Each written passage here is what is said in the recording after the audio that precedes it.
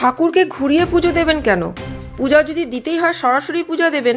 রায়গঞ্জ লোকসভা কেন্দ্রে তৃণমূল কংগ্রেস প্রার্থী সম্পর্কে এমনই মন্তব্য করলেন বিজেপি উত্তর দিনাজপুর জেলা সভাপতি বাসুদেব সরকার। শনিবার উত্তর দিনাজপুরের করণদিঘি বিধানসভার পিছলা গ্রামে বিজেপি নির্বাচনী কার্যালয়ের উদ্বোধনে এসে এমনই মন্তব্য করলেন বিজেপির জেলা সভাপতি। তিনি বলেন 2021 সালে বিধানসভা নির্বাচনে বিজেপির টিকিটে তিনি জয়ী হয়েছিলেন। রায়গঞ্জে উন্নয়নের স্বার্থে তিনি তৃণমূল কংগ্রেসে যোগ দিয়েছিলেন। বিজেপির বিধায়ক থাকাকালীন তিনি রায়গঞ্জ লোকসভা কেন্দ্রে তৃণমূল কংগ্রেসের প্রার্থী হয়েছেন। দেশে তৃতীয়বারের জন্য নরেন্দ্র মোদী সরকার প্রতিষ্ঠিত হবে। তর্কের খাতিরে যদি ধরিয়ে নেওয়া যায় তিনি এই কেন্দ্র থেকে জয়ী হলেন, তবে তিনি রায়গঞ্জে লোকসভা কেন্দ্রে উন্নয়নের স্বার্থে বিজেপিতে যোগ দেবেন। তাই রায়গঞ্জ লোকসভা কেন্দ্রে ভোটারদের উদ্দেশ্যে বিজেপি জেলা সভাপতি বাসুদেব সরকারের বার্তা, আপনারা ঘুরিয়ে কোনো ঠাকুরকে পুজো দেবেন না। পূজা যদি দিতেই হয় তবে সরাসরি ঠাকুরকে পুজো দিন, অর্থাৎ বিজেপি প্রার্থীকে ভোট দিয়ে জয়ী করার আহ্বান জানান তিনি। আসুন শুনে নেব বিজেপি সাধারণ সভাপতি বাসুদেব সরকার কি জানিয়েছেন। উনি বিধায়ক কম বলেন, ওনাকে জিজ্ঞেস করুন, অথবা বিধানসভার রেকর্ড নিয়ে দেখুন। উনি আজকের তারিখ পর্যন্ত অফিসিয়ালি ভারতীয় জনতা পার্টি অর্থাৎ বিজেপির বিধায়ক। উনি বিজেপির বিধায়ক হয়ে তৃণমূলের টিকিটে তৃণমূল থেকে লোকসভা ভোটে প্রতিদ্বন্দ্বিতা করছে। আমি আপনাদেরকে মাধ্যমে রায়গঞ্জ লোকসভা কেন্দ্রের ভোটারদের জনতা জনার্দনকে জানাতে চাই, 2021 সালে পশ্চিমবঙ্গে ভারতীয় জনতা পার্টির সরকার হবে, বিজেপির সরকার হবে। এই আশায় উনি বিজেপি দলে টিকিট নিয়ে বিজেপির টিকিটে নির্বাচনে প্রতিদ্বন্দ্বিতা করেছিলেন এবং রায়গঞ্জের মানুষ ওনাকে আশীর্বাদ করে বিধায়ক বানিয়েছিলেন। কিন্তু 21 সালে বিজেপির সরকার হয়নি।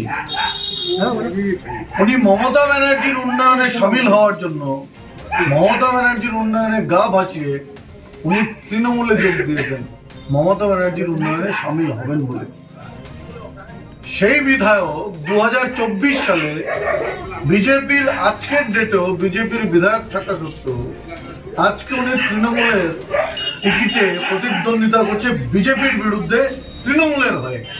আপনারা বলুন, রায়গঞ্জের জনতা জনার্দন সাধারণ মানুষ আপনাদের কাছে আমার জিজ্ঞাসা, আপনারা বলুন 2024 সালে দূর দূর পর্যন্ত কেন্দ্রে তৃণমূলের অথবা মমতা ব্যানার্জির সরকার হওয়ার কোনো সম্ভাবনা আছে কি?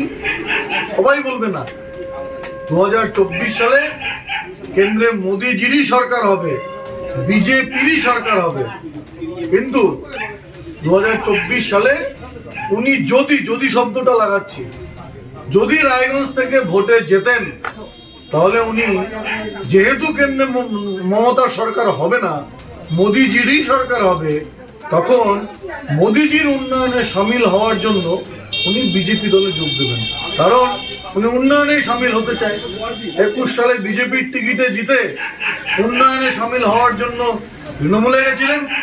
24 সালে তৃণমূলের টিকিটে জিতে মোদিজির উন্নয়নে সামিল হওয়ার জন্য উনি বিজেপিতে যাবেন। স্বাভাবিক কারণে উনাকে ভোট দেওয়া মানে বিজেপিকেই ভোট দেওয়া। স্বাভাবিক কারণে আমি বলছি, আমাদের একটা মনসা পুরাণে আছে না, চাঁদ সদাগর বলছে, যে হাতে পুজি আমি দেব সুলো পানি, সেই হাতে না বুঝিব চ্যাং মুড়ি কানি। তো জনতা জনার্দনকে আমি বলবো, ঘুরিয়ে না দিয়ে ভারতীয় জনতা পার্টির যে প্রার্থী হবে, যে প্রার্থী আছে, তাকে ভোট দিন, সরাসরি তাকে ভোট দিন। ঠাকুরকে সরাসরি পুজো করুন, বাঁ হাত দিয়ে পেছন দিয়ে পুজো করতে হবে না, সরাসরি সামনে বুক চিপে পুজো করুন। বিজেপিকে ভোট দিন, বিজেপির উন্নয়নে সামিল হন, মোদিজির উন্নয়নে সামিল হন। 400 আসন নিয়ে এবার তৃতীয়বারের জন্য মোদিজির সরকার হবে, আপনাদের উন্নয়ন হবে।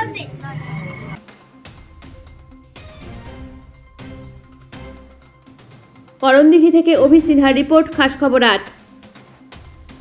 এখন আপনিও রিপোর্টার, আপনার এলাকার যে কোনো খবর পাঠান এই নম্বরগুলোতে।